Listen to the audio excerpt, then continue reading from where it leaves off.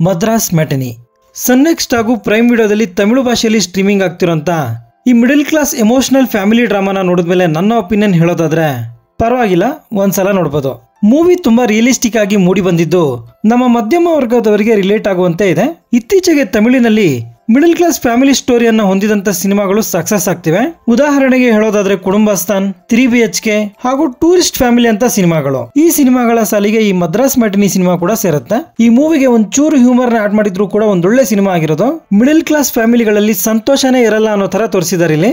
ಸಿನಿಮಾದುದ್ದಕ್ಕೂ ಕಣ್ಣನ್ ಹಾಗೂ ಅವನ ಫ್ಯಾಮಿಲಿ ಶೋಕದಲ್ಲೇ ಇರ್ತಾರೆ. ಹಾಗಾಗಿ ಈ ಸಿನಿಮಾ ಎಲ್ಲಾ ಮಿಡಲ್ ಕ್ಲಾಸ್ ಫ್ಯಾಮಿಲಿಗಳಿಗೂ ಕನೆಕ್ಟ್ ಆಗದೇನೆ ಇರಬಹುದು. ಇನ್ನು ಪ್ಲಾಟ್ ವಿಷಯಕ್ಕೆ ಬರೋದಾದ್ರೆ, ಕಣ್ಣನ್ ಒಬ್ಬ ಆಟೋ ಡ್ರೈವರ್. ಇವನು ತನ್ನ ಸಂಸಾರವನ್ನ ನಿಭಾಯಿಸೋದಕ್ಕೆ ಏನೆಲ್ಲ ಕಷ್ಟಗಳನ್ನ ಪಡ್ತಾನೆ ಅನ್ನೋದೇ ಸಿನಿಮಾದ ಸ್ಟೋರಿ. ಆಲ್ಮೋಸ್ಟ್ ಸಿನಿಮಾದ ಕತೆ ಕಣ್ಣನ್ ಸುತ್ತಾನೆ ಸುತ್ತಾ ಇರುತ್ತೆ. ಈ ಕಣ್ಣನ್ ಪಾತ್ರದಲ್ಲಿ ಕಾಳಿ ವೆಂಕಟ್ ಅವರು ಅದ್ಭುತವಾಗಿ ನಟಿಸಿದ್ದಾರೆ. ಒಳ್ಳೆ ಸೆಟಲ್ಡ್ ಆಕ್ಟಿಂಗ್ ಈ ಸಿನಿಮಾದಲ್ಲಿ ಇವ್ರದ್ದು. ಈ ಸಿನಿಮಾದ ಕಥೆಯನ್ನ ಸತ್ಯರಾಜ್ ಅವರು ನರೇಟ್ ಮಾಡ್ತಾರೆ. ಈ ಸಿನಿಮಾದಲ್ಲಿ ರಿಯಾಲಿಟಿಗೆ ಸಂಬಂಧಿಸಿದಂತ ಸಾಕಷ್ಟು ದೃಶ್ಯಗಳಿವೆ.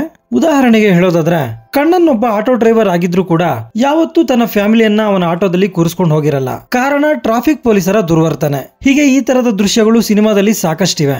ಮೂವಿಲಿ ಮೆಲೋಡ್ರಾಮಾ ಎಲ್ಲೂ ಕೂಡ ಓವರ್ ದ ಟಾಪ್ ಅನ್ನೋ ತರ ಇರಲ್ಲ. ಮಿಡಲ್ ಕ್ಲಾಸ್ ರಿಲೇಟೆಡ್ ಸಿನಿಮಾ ಅನ್ನೋ ಕಾರಣಕ್ಕೆ ಇಲ್ಲೆಲ್ಲೂ ಫೋರ್ಸ್ಡ್ ಎಮೋಷನ್ಸ್ ನ ತುರ್ಕಿಲ್ಲ. ಸಿನಿಮಾದಲ್ಲಿ ಡೈಲಾಗ್ಸ್ ತುಂಬಾ ಅರ್ಥಪೂರ್ಣವಾಗಿದೆ. ಇಲ್ಲಿ ಯಾವುದೇ ರೀತಿಯ ಅಡಲ್ಟ್ ಕಂಟೆಂಟ್ ಇರೋದಿಲ್ಲ. ಆರಾಮಾಗಿ ಫ್ಯಾಮಿಲಿ ಜೊತೆ ನೋಡಬಹುದು.